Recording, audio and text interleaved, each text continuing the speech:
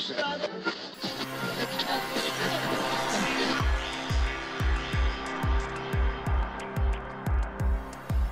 this is Leon Poe, man. You listening to Causeway Street Podcast. What's up, y'all? This is Kenny Anderson. Y'all listen to the Causeway Street Podcast.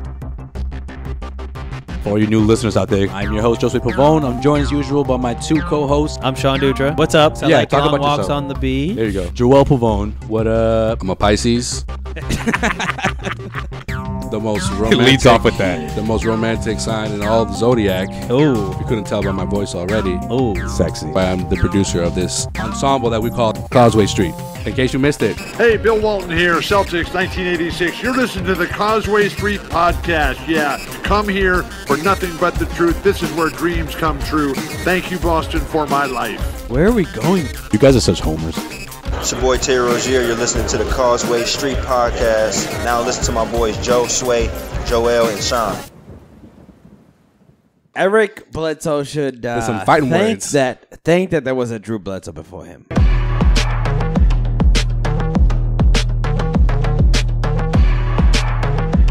Terry Rozier's gotten off to a strong start to the series. No turnovers in 78 minutes. How personally do you take that matchup? Who? Terry Rozier. I don't even know who that is. When you referred to him as Drew Bledsoe, were you just making a mistake, or was there something else? Yeah, I made a huge mistake. But it is what it is now. I don't care.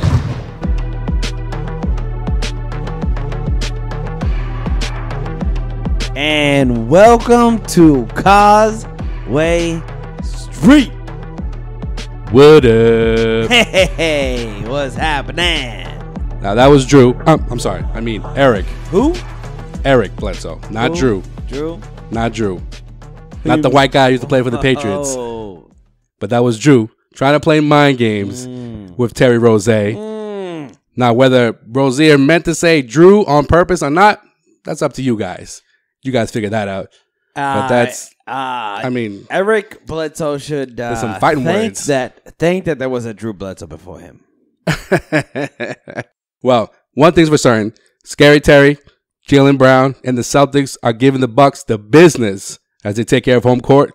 And they have the 2-0 series lead as they head to Milwaukee for games 3 and 4. Boston's backcourt so far in the first two games have outscored the Bucks guards 96-25 in the two games at the Garden. While Rozier in 78 minutes, if you didn't already know, has not committed a single turnover while taking over for Kyrie Irving. Kyrie, come back. Come back, man. Come back. Let's do this. Joe, these guys are for real. They're playing for real. I know. I mean, the game one win in overtime. Do the Bucks sucks and the Celtics? Well, I tell you this, that game one has been the best game so far in the playoffs. Still. Oh, by far. Still. I mean, you got game two. Celtics pretty much led the entire way. 14-point win, being up by as many as 20 points. But the Celtics never trailed, even though the Bucks tried to, cut the lead. I feel like the Bucks had a shot in the first game, Yeah. That was about it. That was their best punch. That was it. That's what they were giving you. Like, if they could have won the first game, yeah, it would have been a series. But now I think the Celtics are going to sweep. I think it's a sweep. Oh, damn. You're saying it's a sweep? You're not even giving the Bucks a chance now. No, I don't. I thought you were saying in 7 unless Marcus Smart came back. I thought so. Oh, damn. I thought so. I thought Eric Bledsoe was a real NBA player. Well, here's another tidbit. Jaylen Brown scored 30 points in game 2. Youngest player in Celtics history to score 30 or more in a playoff game. True. Doing big things, Mr. Jaylen Brown. Hey, all I got to say is if Jaylen Brown will make the same jump that he made from year 1 to year 2, from year 2 to year 3. An even bigger jump. Watch the fuck out. MVP right there. Oh, real quick, dog. We got to introduce ourselves. My name is Joel Pavone, and I got Sean Dutra in front of me. And then Sway's over here, too. No, he's not. Sway's my man, my bro, Joe Sway Pavone is in Milwaukee as we speak. As we speaketh. I don't know how much fun he's having, but couldn't make the podcast. We got it. We're going to hold him down. We're going to hold him down. All right. We're going to hold him down because Dutra, I want to know what are your game 1 and 2 takeaways so far? Biggest takeaways from game 1 and game 2 is Al Horford. That's it. Wow. He is the best player on the floor. Plain and simple, huh? I mean, you could give me first and foremost, the Greek Freak. He's making it his priority to just be known this series, right? Yeah, but he's like, no, literally the offense is just like, yeah, if he scores, great. If not, well, we'll figure it out.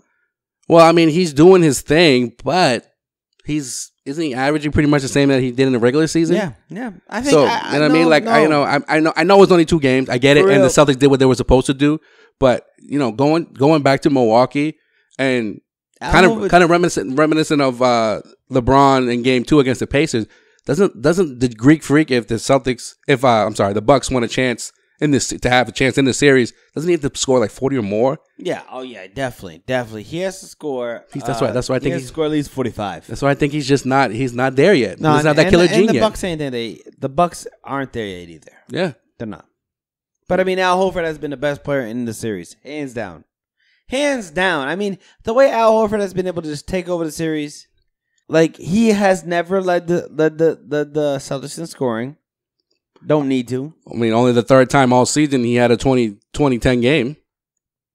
20-10, 5-5, and 3-1. Like 3 blocks, 2 steals.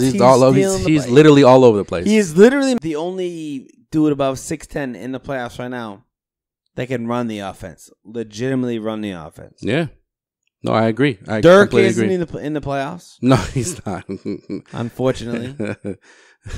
Poor Dirk, but I'm just saying, Al Horford, you watch. Embiid can't run the offense like Horford can. No. He cannot. I mean, Sway said it in the last episode. Who can stop Al Horford? Like, seriously. The whole reason why Antetokounmpo fucking fouled out the first game was because he had to guard Horford. How many times did Horford go to the free throw line? That had to be a season high. I think it was 12 attempts for Mr. Al Horford. Playoff Al Horford? I think so. The playoff Al Horford is in the building, baby. Well, Game 3 tonight in Milwaukee. So you're saying Milwaukee does not have a chance in this series. This ends on Sunday, according to Sean Dutra. All I know is this first round series needs to wrap up ASAP. ASAP.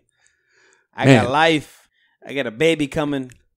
See, that's what I love about being a producer of this show, where I love when Sean makes a prediction and then he sees what's going on in real life, and then in real life, and then he realizes, holy shit, like this team is on another level. Okay, Joel, I'm going to tell you this. I'm going to be real with you right now. Go ahead. No Kyrie, no Gordon Hayward. Mm-hmm. This year's squad, playoff squad, as we see in the first 2 games. Yeah. Versus last year's team. Who you got? This year's team. Even without Kyrie. And Gordon? And Gordon. This year's team. That's what I would say as well. I do not think that you would say that, man. Let me tell you why, though. Okay. Because I love last year's squad. Mm-hmm. Who didn't? But it came down to 2, maybe 3 key players who would make key defensive stops, especially in the 4th quarter. I'm talking about last year's squad versus this year's squad, where you have 3, 4, 5, or maybe more guys making quality plays at the end of the 4th quarter. Like, going back to Game 1, seesaw game. You thought after the collapse in the 2nd quarter by the Celtics that, like, oh man, this is what everybody was afraid of in terms of like Milwaukee taking advantage of the droughts. But how many turnovers have the Celtics forced Milwaukee to make in the first 2 games? Mind you, in Game 2, Milwaukee shot about 60%. But those 15 turnovers turned into 21 points. That was the difference. Jason Tatum, 3 steals. Jaylen Brown, a couple of steals. Al Horford, Terry Rozier, the list goes on. And you have 5, 6 players putting up double figures. So are we okay to put to bed this year's team's better than last year's team? Yeah. I think after the 16-game win streak, we figured that out. No, but I'm saying like. Right I'm saying. Okay. In terms of like the way the team Kyrie is right now, no Kyrie, no Gordon. Yeah. Yeah. I think I would take them over this team. Yeah. Last year's team was a gritty team. Finals. Was a gritty team, but they were 12th, I believe, in the league in defensive efficiency, while this team has been number one pretty much all season long. Even when Kyrie was out, even when Hayward was out, and even when Smart was out, they still maintained that first, like that top tier in terms of making stopping. I agree. Making stops. 1,000%. I think this team, the way it's currently constituted, I'm just like, it doesn't matter if they play like they were last year. Like, if you have Isaiah put on 40 points on this team, I'm sorry, I'm going to take this team. Like, if the Celtics in the postseason played more like they did in Game 3 against Cleveland last year in the Eastern Conference Finals, then that'd be a tougher decision to make. But that wasn't a consistent thing, especially when Isaiah wasn't on the floor. Yeah. I mean, this time around, Terry Rozier is on. He's playing ridiculous. He's playing out of his mind right now. Terry Rozier, not gonna lie, you've heard me. You have heard me say don't sign him. Yeah. Sign that motherfucker. Sign the fuck out of that dude. Okay, so you're not on the boat of trading him because his quote unquote value is high right now. I think you need Terry Rozier. I think you play Terry Rozier through his contract next year and then figure it out after the season. You know the good thing about Terry Rozier, and I'm gonna break it down because. But you better sign him. But we talk about how Ainge doesn't draft well at times. There's players that he should have gone with. Right. One player that comes to mind. God rest his soul, Fab Melo over Jimmy Buckets. You going there? I'm going there, but I discussed today at work. But the guys, I'm talking about guys like Terry Rozier. You know what? I'll even take it back a little bit Let's further. Go last three picks. No, hold on. I'll even go a little bit further back. Guys like Rondo, guys like Avery Bradley, guys like Terry Rozier, guys like Jaylen Brown, guys James like Young. No, not James Young. Guys like Jason Tatum. These are old school guys that will put the work in. Marcus Smart, I even throw him in there too. Guys that will put the work in when they know they need to improve. What was the knock? What was the knock on? Joel, wait. Last 4 picks. You know what the last 4 picks are? Go ahead. What are the last 4 picks? Smart, Mm-hmm. Rozier, Mm-hmm. Brown, Tatum. Yeah, those are the guys I put on the list. I'm just saying. Like those are the last 4 draft picks. James Young is in there. James Young is in there after Smart. But remember how many boos Jaylen Brown got. Remember how many boos. I booed the fuck out of Jaylen Brown. Remember how many boos Terry Rozier got. I never booed. I never booed the Rozier pick. But remember the confusion. I'm not saying you in particular. But I'm just saying. But remember the confusion when they traded away the number 1 pick that everyone assumed it was going to be Markelle Fultz. Dude, Jason Tatum. What was the knock on Jason Tatum? He can't shoot. The knock on Jason Tatum was he wasn't Markelle Fultz. But he couldn't. But they were saying that he couldn't shoot while Markelle Fultz had to go find himself. Jason Tatum has been balling all season long, becoming a daddy at 19 years old and still balling the fuck out. Markelle Fultz had to get some peyote, go in the Grand Canyon, get in there, really feel himself, really feel what the color red is. Yes, he's like, red is red, but is it really red? And then somebody was whispering in his ear, "Trust the process." But is it red though? But is red? Trust the process. So but if I trust the process, what am I really trusting? But going back. So going back to Ainge, whoever his scouting team is, like they look for the little things that make the little things. Well, remember when Markelle Fultz came. He made his visit to Boston. He was like, it was a foregone conclusion that Markelle Fultz was going to be a Celtic. He's like, he goes, I can ball up with Isaiah. We can switch off the ball. It's going to be a match made in heaven. And then he said, hold on. Fuck you. That's not happening. I don't know if you noticed, but Fultz. Your shoulders are fucked up. And I know this before anybody else does. That type of thing. So what's your point? No, man, my point is that when everybody assumes that Danny's gonna go one way, he goes another way completely, and it's paid off. It's paid dividends, especially the last 3-4 years. All I gotta say is this: ready? And of course, it doesn't hurt. It doesn't hurt that when he found out Kyrie Irving wanted out of Cleveland, he pounced on that like a cheetah on a ready on a freaking on a next fucking I don't know, on a hyena. Next year's starting lineup: Kyrie, Gordon, Tatum, Brown, Horford. Yep. That sounds about right. Starting motherfucking lineup. You got Marcus Smart, who they'll re-sign. Yeah. You got Marcus Morris, who they'll keep because he's under contract. He's got one more year. You got Terry Rozier. Not to worry about him for a year. Contract year. Yeah. Who's fucking with that? No one's fucking with that starting lineup. Well, that starting lineup though, Joel, give me a better starting lineup in the NBA. Try to put the Warriors on there. Well, I mean, that's what I was going with. Try to put the Warriors on there. Durant, you gotta hit, Curry, Thompson. I'm sorry. Draymond. I'm sorry. I mean, I don't know. One day it's Zaza, another day it's. Thank you. It's McGee. Guess what? We got Al there. We got Al sitting at the. He's waiting at the 5. He's waiting. Who? Okay, 5. Al. Right. Doesn't matter who they play. Should be a defensive player of the year candidate, but that's just me. Who's the 4? Draymond. Yeah.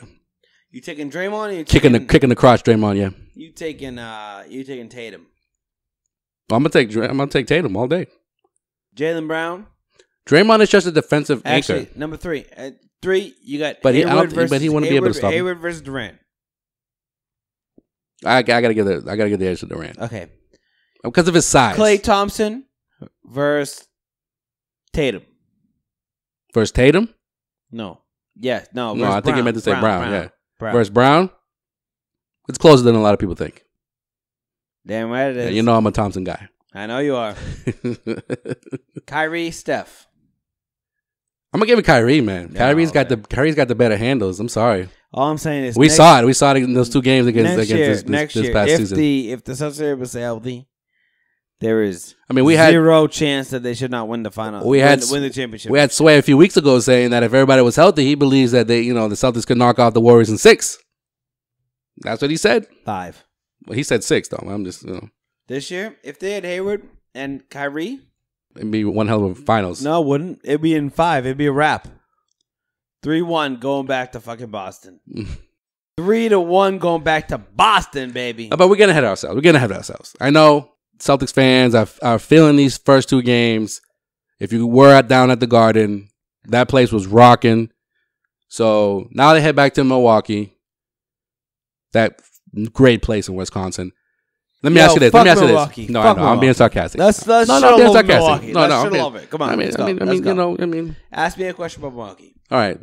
What do you think about Milwaukee? The city of Milwaukee. Okay. Milwaukee. The only thing that I like Milwaukee for. I think I know where you're going with this. The only thing is that when the Brewers were in the 80s. Oh, I thought you were going to say PBR. Early 90s. Gary Sheffield grew up there. My favorite batsman in the MLB. Became a prick, though, when he went to New York. I know. Trust me, I know. But when he was on the Marlins, though. Yeah. My favorite player in the MLB. I mean, that Marlins team in 2003. Not even. That's in 1996. 1997 Marlins. 97, my bad. You're right. 97 Marlins with Renteria. Cabrera was a rookie. You had Sheffield. You had the pitcher, Jose Contreras. Who was the pitcher, bro? The Cuban. You know who I'm talking about. Talking about El Duque's brother? El Duque, no, yeah. His brother. El Duque. His brother, yeah. I forget his name, but I remember the... Felix Hernandez? I think it was Felix, yeah. Felix Hernandez. Yeah. Felix Hernandez. Yeah, El Duque's brother, yeah, I remember. Fire. The reason why I love that team was just like so. Everybody was just like, we're gonna hit triples and home runs and go crazy. Renteria, everybody. Also, okay, all right. Getting back on track. Sorry, guys. back to the Bucks. Back to Milwaukee. Game 3. PBR. I love PBR. You're telling me, bro. That's my favorite beer of all time. It really is, huh? Probably. I mean, it's the most drinking beer I've ever had. I mean, you go to the bar, somebody just says, hey, $2 PBR. I'm like, you know what? Fuck you. Don't even fucking ask me twice. Sway somewhere shaking his head right now going, damn it. They're talking about PBR. Sway's going to drink so many PBRs. Yeah, he probably is. Funny. He's like, let me see what this is all about. What is this? Milwaukee's Best. Remember that beer? Yes. That's an awful beer. I've never tried it. Milwaukee's best. The Beast. They used to call him the Beast. Never tried it. Never interested. Don't. PBR, that's as far as I go with Milwaukee. Milwaukee's best, man. I've had that. That's as far as I go with Milwaukee. No, game 3. What adjustments are the Bucks going to make? Here's any. Here's my thing about the Bucks. I really feel like in game 3 they could actually run the offense. You know what I mean? Like the coach hasn't been listened to all series. When you got Bledsoe scoring 9 points a game. Bledsoe. You're bringing in Deladova to try to stop the bleeding. Bledsoe can't play, man. Bledsoe can't play. Bledsoe's lost, and his first. Lost. These are his first 2 games playing in the playoffs of his career. So he looks like a deer in the headlights. No pun intended. Literally, I'm not gonna lie. Like before Bledsoe said all that shit about Rozier. Yeah, I was watching those games like, dude, Bledsoe, what are you doing? What are you doing? He has no clue. And this back and forth of him and Rozier, even before he said what he said, you could tell in game 1. These stare downs, pushing off each other. And the push like Rozier is so much in his head, and it's not even like Rozier is purposely trying to do this. He's just playing his game. Yeah. He's just having fun, and Bledsoe is he's that pissed off. No, I think he's that pissed off ball player. Like what am I doing wrong? Game 3, yeah, he is. He's like, what am I doing wrong? And he's gonna throw some fucking bows and next. Like game. at least when he said the stupid shit that he said, he's like touching his head and looking down, like, yo, look directly at the camera and say, I don't know who the fuck that guy is. Like, be a man about it. I know who he is, man. He's like looking down, like, I don't. It's cool. I don't know. Cool. Go, I don't know who the fuck he is. He looks down. Nah, come on, man. Come on. If you're gonna throw some shade out there, be real. Be legit about it. Who the fuck is Terry Rozier? That's what I don't know who a motherfucker is, man. Would have been more. Fuck I you. would have given him more respect for that than the way he said it.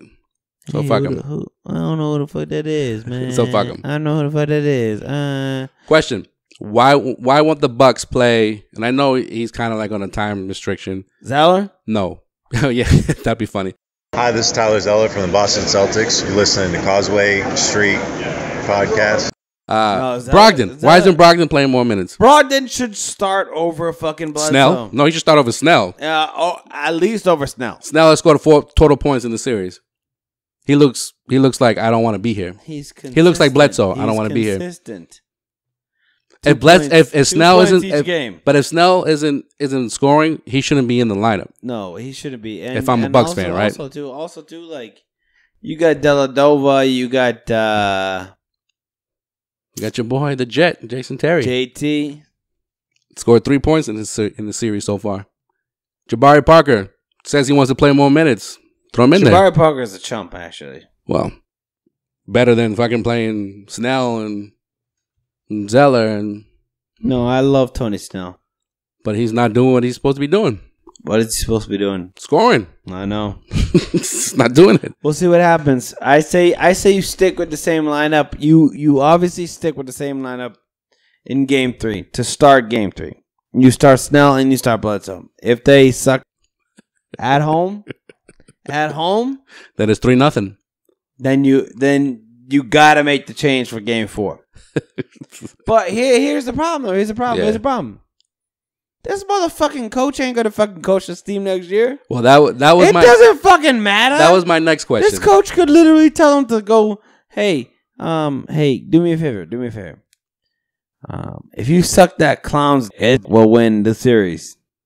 And Eric Bledsoe's like, I ain't sucking no clown's. And he's like, all right, well, guess we'll lose the series.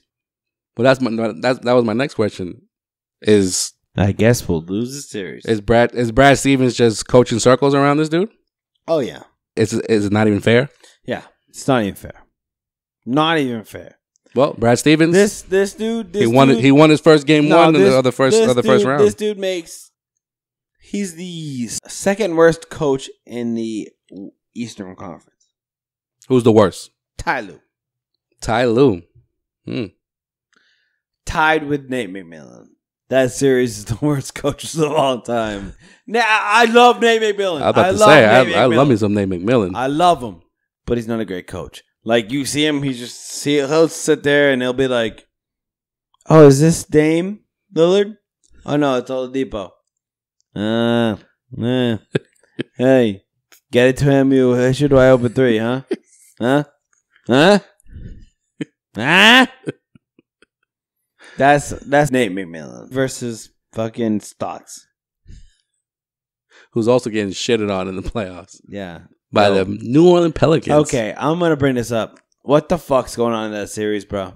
It's called Playoff Rondo. Gentry? Hold on. It's Gentry, but it's called Playoff Rondo. No, wait.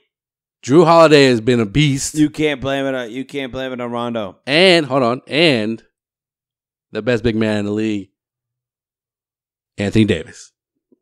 Anthony Davis, bro. Okay, that's 3 versus 6. I understand that. But if Rondo... They're going to beat the Warriors in the second round? Listen. If Rondo and Holiday are outplaying Lillard and McCollum, then that's it. Because Portland doesn't have anything else. It's the same thing with like when we talk about the Wizards. If those two, Bradley Beal and John Wall, they're not at their... Possession? What was that? Rondo, that possession. Like, when he hit the three when they were playing Gangsta's Paradise, yeah, of course. All my life, living in a Gangsta's Paradise. That was a great game last night. But going back to the Celtics real quick. Do we expect more of the same in Game 3? Any adjustments by Brad Stevens? I mean, they only committed 5 turnovers last game. The only adjustment I would say is play less Larkin. Come on, man. Larkin's been defensively. He's been doing it. Fine, he's been okay. I mean, look at Moose too. But Moose, the whole literally Moose knows the Bucks, their playbook pretty much. Every time they've gone on like a 12-0 run, it's been in the first quarter, and then the second quarter team just lets the Bucks back in. Yeah, but I mean, in Game 2, that wasn't as bad as Game 1. The Bucks cut into the deficit, but true. The Celtics, they created their own. All I gotta say is this: let's get it in 6, baby. Let's get it in 6, baby. Let's go. Oh, it's 6 now. It's not 4. What did I say last time? Before last week, you said 7. I said 4. No, you said 7. Oh, I said 4. No. At the beginning of this episode, you said 4. But last week you said 7. Only if Smart comes back. That's what you said. Smart's come back. Game 7. Okay, let's go. Oh, but you're saying, but now it's gonna go 7. I said 6. Listen, I thought the Bucks. I think the Celtics might win it in 5, though. I thought the Bucks would have some type of cine, but they don't. It's tough, man. It's tough when one team wants it more than the other. All right, well, we missed Joel. You heard me. You heard me. I mean, hopefully the Celtics wait take care of business. Wait, I got in Milwaukee, and they won't have to come back and just wait for the winner of the Philadelphia and the Heat series. They'll just be chilling. That'd be the best thing. Be the best thing for them. Philly is 6, so who are you taking? Philly's gonna win that, and Philly's gonna win that in 5. I said Philly or Sixers. Oh, I thought you said Phillies. I thought you said Phillies in 6. I thought I was like, no, Phillies in 5. Philly in 7. I think it's gonna be Philly in 5. Unless Dwayne Wade scores 28 points the rest of the series every game. That's not gonna happen. You know why? Because Hassan Whiteside sucks. I really actually think he's one of the most overrated players ever. I really actually think it was just like Olynyk, Tyler Johnson, and Dragic were just like, let's be the whitest motherfuckers in the world. And then Dwayne Wade got there. They were like, fuck, man, we can't even be white no more. And this is without Deion Waiters, too. So, well, Waiters was Dwayne Wade. Yes. If Waiters was playing right now, they would not need no Dwayne Wade. Maybe, but I think Dwayne Wade still adds a little dynamic that the Heat don't have, and that's veteran what's leadership. James Johnson's deal? What do you mean? Oh, playoff James Johnson? Yeah. I don't know. You tell me. You tell me. Non-existent. Dwayne Wade sucks. He's been pretty good though. But when I see Dwayne Wade fucking balling, I gotta say, shout out to Dwayne Wade. Well, 1 out of 2. 1 out of 2. 1 out of 2. We'll see. Well, time to wrap up this edition of the Causeway Street Podcast, the way we do with every episode with... In case you missed it. And in case you missed it, since we're talking about the Philadelphia 76ers. Okay, Philadelphia. Joel Embiid made his NBA playoff debut in Game 3. Don't baby me no more. I know, right? He's pissed. He was upset. Even his coach is like, "Well, you got to understand him. You know, he's upset." And we're gonna start him in Game 3, which is exactly what they did. Philly beat the Miami Heat in Game 3. Mr. Trust the Process finished with 23 points, 7 rebounds, and 4 assists in 30 minutes. And the Sixers lead that series 2-1. So, good for Embiid. And in case you missed it, sad news to report from the NBA family as Aaron Popovich, wife of San Antonio. Bush? No, Aaron Popovich. Who? Aaron Popovich, wife of Coach Greg Popovich, has passed away on Wednesday. The couple was together for 40 years. They had 2 daughters and 2 grandkids. Thoughts and prayers with the Spurs family and the Popovich family, obviously, during this difficult time. No word if and when Pop will return to the sidelines. So, can I say though? Go ahead. I'm sure Aaron Popovich was like a very awesome woman. We need to give more props to the woman in our lives. I agree. Because I agree with you. Aaron Popovich should not die, and that's the first time I've ever heard of her. You know what I mean? Yeah, you're right. When the Spurs win, it should be Greg and Aaron Popovich. Well, she was very private, and I mean, she's well known. She's well known in the Spurs. I know, and you know what? It sounds like she's been a great fucking coach. Yeah, and a great fucking role model. But I mean, like, I'm sorry, we don't give enough credit in our lives for this woman that fucking make us who we are. You know what I mean? Yeah. Like, I would never be here without Paula. Yeah. You know what I mean? Yeah, man. So like, if Paula like got there, I'd be like, yeah. Or if I got where I wanted to go, I would never be like, you know, I'm here by myself. Just give me the honors. You know what I mean? Completely agree. Like, I really feel like Steve Kerr wins the championship this year. Should be Steve and whoever the fuck he's married to, Kerr. Yeah. You know what I'm saying? I understand completely what you're saying. It's too much. It's too much of a man's world, and like, it's not even that like women need to like get with a man. It's just they need to be honored more. You know. Amen, brother. I appreciate you saying that because because that's my big thing. It's like I'm not mad that the chick died. Yeah.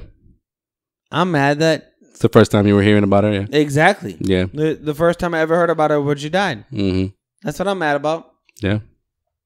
Yeah. I should know Greg and Aaron Popovich. Yeah. Before she passed away. Yeah. So, I mean, R.I.P. Rest in peace to Aaron Popovich. In case you missed it, Marcus Smart revealed to the media earlier this week. Damn, you never fucking end on that shit. That he's targeting a possible Game 7 return. There he goes. And if the Bucks, if they make it that far, yeah, the 4th-year guard says that he's looking forward to making this return per request of his mother, who was diagnosed recently with bone marrow cancer. Damn, Joel, what the fuck you trying to make me do right now? Sorry, man. I'm sorry. I just thought that's something important that needs to be, reiterated. I understand 100% how to react to that shit, but I mean, look. Fuck. The good thing is, according to Smart, he says that his mother told him seeing him on the court would bring, in the playoffs especially, would bring a smile to her face. So Smart is doing everything he can to return to the court per request of his mother. Grandmama's got to say it. You got to do it. I mean, in case you missed it, some more sad news, but this time out of Boston and New England, as legendary Patriots broadcaster and play-by-play announcer Gil Santos has passed away at the age of 80 years old. Gil has passed. May he rest in peace. And our thoughts and prayers are with the Patriots and the Santos family. I'm out on this one, man. I'm sorry, man. I'm sorry. This was a little damn. This is a little sad in case you missed it, but no, this is the worst in case you missed it of all time. I'm sorry, man. I'm so sorry. Of all fucking time. I mean, I couldn't. I had to mention it. Being a Boston sports fan, you know, to mention shit. I was raised on Boston sports, and you can't mention the Patriots without mentioning Gil Santos. And even though he retired after the 2012 season, it's never been the same since he's been gone. No. So, prayers up Damn it, Gil. to the Santos family. That's it. That's all I got for. In case you missed it. All right, well, it's very depressing case you missed it, man. I'm sorry. Thank you for making everything in my life fucking cry. I'm sorry. Literally made everything in my life But cry. hey, the Bruins won. They're up 3-1. Okay. The Red Sox won, and they've been killing it. Great start. Celtics are up 2-0 in their series. Mm-hmm. So just look on the bright side. I didn't even get to shout out the Bruins last week because I was at their regular season finale at home the week before. Hey. And even though they lost, that was some exciting hockey. Bruins about to win the cup, I think. Yeah, man, it looks that way. They get out of the first round, get an easy second round opponent, and they can see what happens then. Question: why does Toronto play Sweet Caroline? I don't know. We gotta ask them. That's just weird. That's weird. That's like kind of bigging up the Bruins. I don't know. That's just me. All right. All your questions that I asked for, we're gonna ask next time. All right. That's right. Hit us up on Twitter if you have any questions that you want read on the podcast, and we'll shout you out. And a big shout out to Sway down in, well, it's not even down. It's kind of like across. No, across to Milwaukee. That's where he's at. Well, I mean, we won't hear from him, but you can follow him on Twitter. Find yourself a gun. At JOE_SWAY for your in-depth coverage of the Celtics. Find yourself a in gun. Milwaukee. Will they wrap up the series this weekend? I don't know. I mean, Dutra said at the beginning of the podcast that they would. Now he's saying it's going to be 7. Over. I don't know. So it's over? Yeah. What do you think? It's over? Done. All right. Also, follow us on Snapchat, yo. Sway's going to be putting up some crazy snaps. Follow us on Snapchat, Instagram, and Twitter. Plus, like us on Facebook. All that Causeway Street. Haven't done that in a while, so just a reminder. Follow us. And follow Sean, DUTRA, on Twitter. I know how it is now. No, it still is. It's still there. It's still the same. And you can follow me too. At JOEL_CSP. For all your Celtics coverage. Go Celtics. That will wrap it up for another episode of the Causeway Street Podcast. Make sure to tune in every week in the month of April during the playoffs. We'll have what we gonna have? We'll have all your playoff coverage. And make sure to listen to our last episode for our playoff predictions because things are looking a little iffy right now for some of our predictions. Iffy. Yeah. Some of our predictions. Iffy to say the least. I'm losing a lot of money on these series. Like if you bet against the Pelicans, if you bet against the Jazz, if you bet against the Celtics, boy, I don't want to be in your shoes. All right. All right, folks. Until next time. You would not take this $2,800 bet. What's the $2,800 bet? That the Celtics would lose? I mean, Thunder wins the fucking NBA Finals. No, wouldn't take it. I took it. Well, on that note, for all of us here on Causeway Street, my name is Joel Pavone. Sean Dutra across from me. And on behalf of Joe Sway, who's in Milwaukee, we are the Causeway Street Podcast. We'll talk to y'all soon. Peace. Later.